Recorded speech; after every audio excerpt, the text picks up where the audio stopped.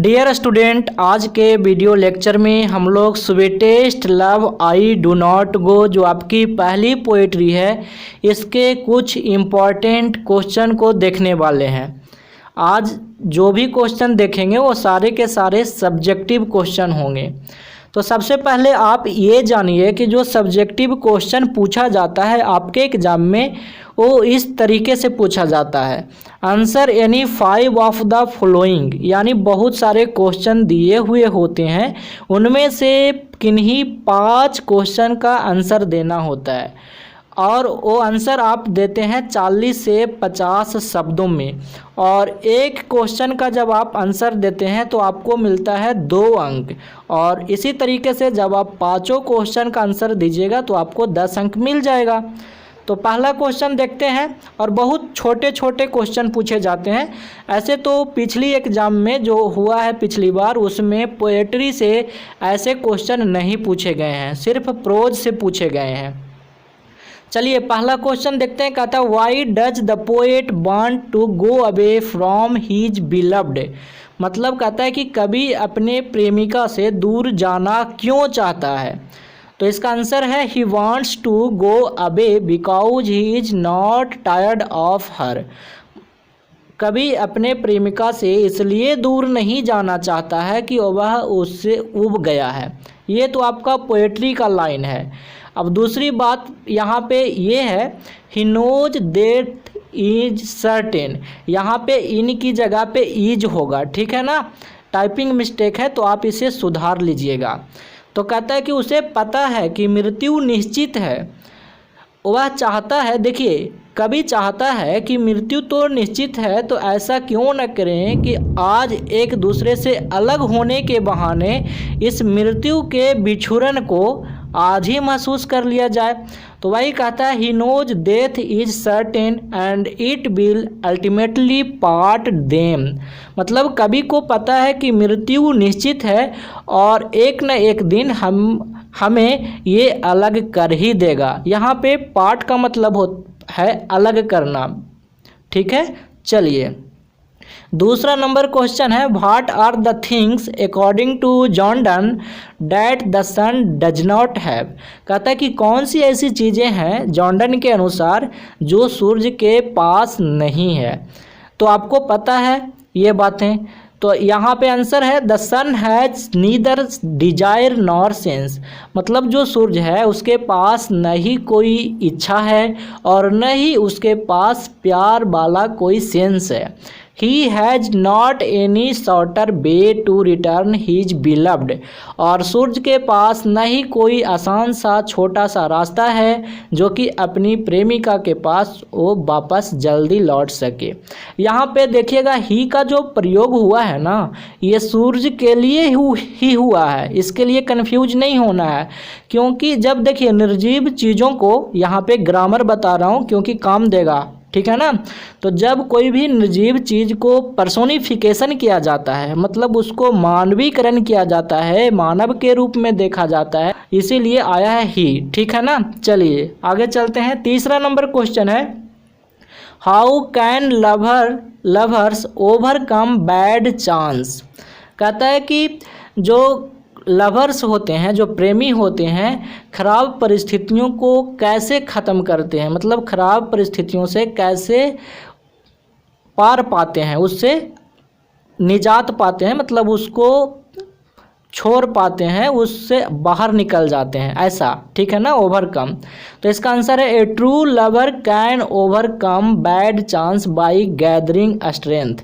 John Donne अपनी poetry में बताते हैं कि एक सच्चा प्रेमी वह होता है जो अपने कठिन परिस्थितियों में जब उनका भाग्य साथ नहीं देता है तो वो अपने अंदर जो मजबूती होता है, जो स्ट्रेंथ होता है, उसको जमा करके उससे लड़ सकते हैं, यानी उन परेशानियों से सामना कर सकते हैं।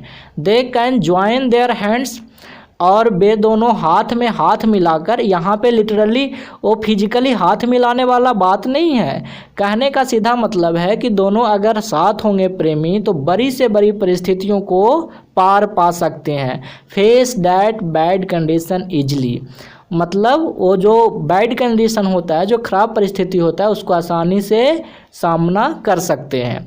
ठीक है, तो ये था तीसरा नंबर क्वेश्चन।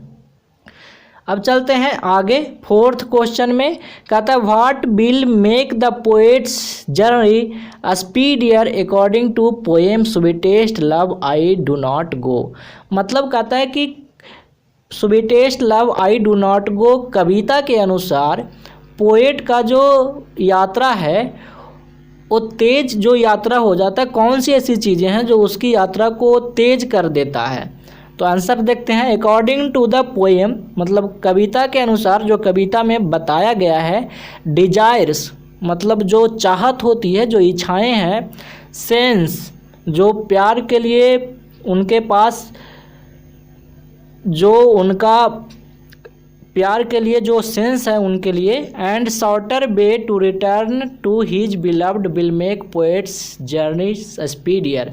देखिए यहाँ पे सिंपल मतलब ये है कि कविता के अनुसार जो चाहत है, जो प्यार के लिए जो इच्छाएं हैं, वो उनके जर्नी को काफ़ी शॉर्ट कर देता है अपनी प्रेमिका तक लौट आने के लिए। ठीक है, चलिए पाँचवा नंबर क्वेश्चन है how does the beloved best the poet's life according to the poem.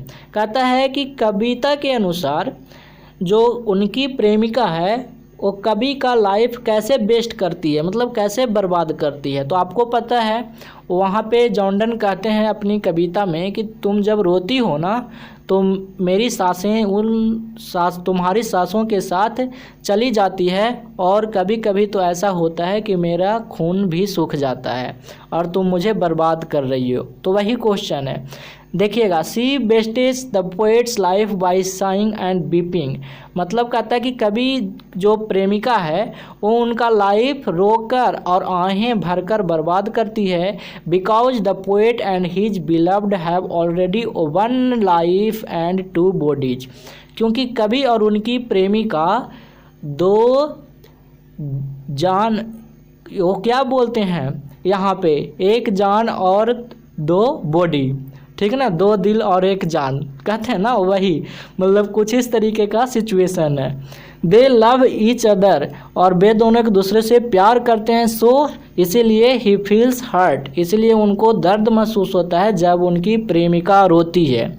कहने का सीधा मतलब है कि जब दो प्रेमी एक दूसरे से प्यार करेंगे तो ऑफ कोर्स जब दोनों में से किसी एक को दुख होगा, दर्द होगा, रोएगा, तो दूसरा को तो हर्ट पहुँचेगा ही ना। उसी तरीके का यहाँ पे सेंस है। छठा नंबर क्वेश्चन कहता है what makes a man's power feeble according to the poem sweetest love I do not go. कहता है कि sweetest love I do not go कविता के अनुसार आदमी को, जो इंसान होता है ना, उसकी ताकत कौन कमज़ोर बना देता है? तो उसका भाग्य। मैंने आपको बताया था पोएम में, उनका खराब भाग्य, जब उनका भाग्य खराब हो जाता है तो उनको कमज़ोर बना देता है। तो वही चीज़ें मैंने यहाँ पे लिखा हूँ। According to poet man's power is weak in a bad luck situation. मतलब कवि के अनुसार एक इंसान की ताकत तब कमज़ोर हो जाती है जब वह खराब भाग्य वाला स्थिति में हो। और साथ में आगे और लिखा है साइंग एंड बीपिंग और also cause a weakness of a man.